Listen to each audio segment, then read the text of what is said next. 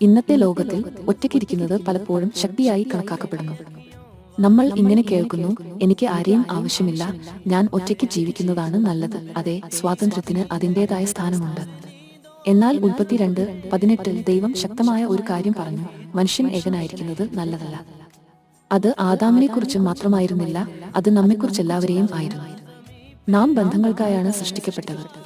കൂട്ടായ്മയ്ക്ക് വേണ്ടി, ദൈവത്തിന്റെ രൂപകൽപ്പനയെ പ്രതിഫലിപ്പിക്കുന്ന സ്നേഹത്തിന് വേണ്ടി. വിവാഹം കാലഹരണപ്പെട്ടതല്ല, അതൊരു കേണിയല്ല, അതൊരു സമ്മാനമാണ്. വളരാനും സേവിക്കാനും, ദൈവത്തെ കേന്ദ്രീകരിച്ച് കൈകോർത്ത് ജീവിതത്തിലൂടെ ഒരുമിച്ച് നടക്കാനുമുള്ള ഒരു ഇടം. അതിനാൽ ഭയമോ സംസ്കാരമോ കഴിഞ്ഞകാല വേദനകളോ നിങ്ങളെ എന്നേക്കുമായി ഒറ്റയ്ക്കിരിക്കാൻ പ്രേരിപ്പിക്കരുത്. ദൈവം നിങ്ങളെ സ്നേഹിക്കാൻ വിളിക്കുന്നുണ്ടെങ്കിൽ അതിൽ നിന്ന് ഓടിപ്പോകരുത്. അവനിൽ വിശ്വസിക്കുക, കാരണം അവൻ രണ്ട് ഹൃദയങ്ങളെ ഒരുമിപ്പിക്കുമ്പോൾ അത് മനോഹരമാണ്, വിശുദ്ധമാണ്, നല്ലതാണ്.